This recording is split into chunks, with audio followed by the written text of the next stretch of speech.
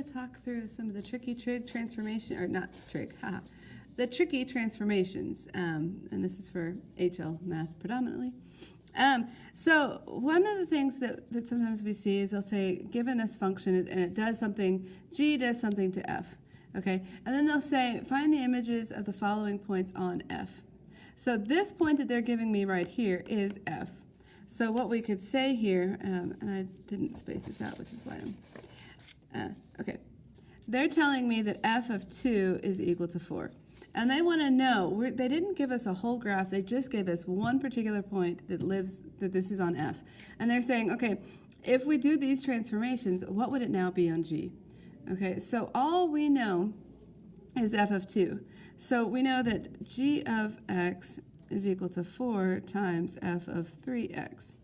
Well, so I need to figure out what should I plug in for x here so that I end up getting F of 2, because that's all I know at this point. And so if I want this right here to equal 2, I need to take 2 and divide it by 3. So let's see if this makes sense. So G of 2/3 would give me 4 times F of 3 times 2/3. Well, this is now 4 times F of 2, and that is something I actually know. I know that F of 2 equals 4, and so this gives me 4 times 4, which tells me then it's 16.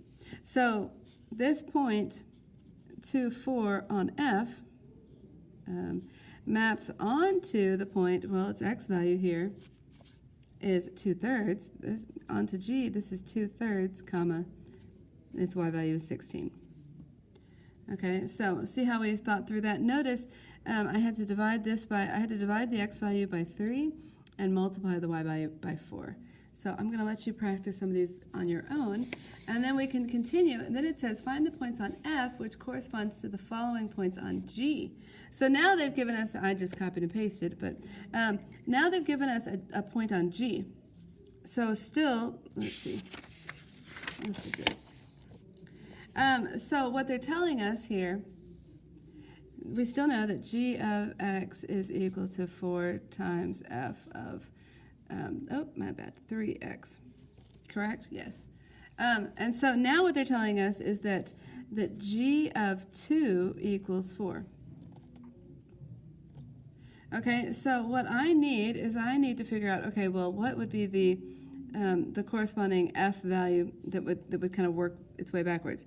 So G of 2, so if we come here, we know that G of 2 is equal to 4 times F of 3 times 2,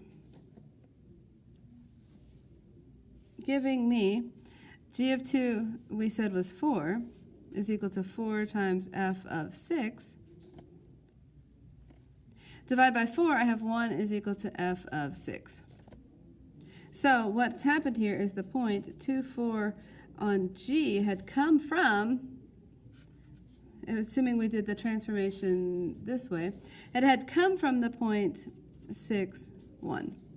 And let's go back the other way and see if we really agree with that. So this is saying F of 6 is equal to 1. Well, okay, so G of x was equal to 4 F of 3x. So if I plug in, oh dear, I'm shaky on this. F of 6, that gives me 18. Dang it, every year I have to think about this again. I'm so sorry, and the video is running, and I'm not going to edit. Okay, hang on just a second. F of,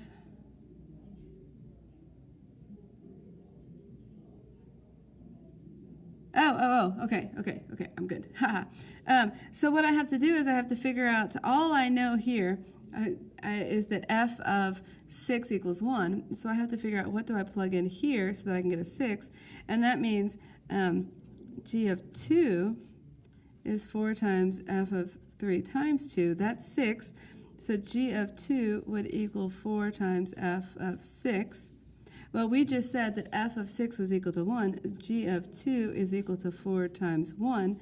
And so this is telling us g of 2 equals 4, and that was indeed the point on G.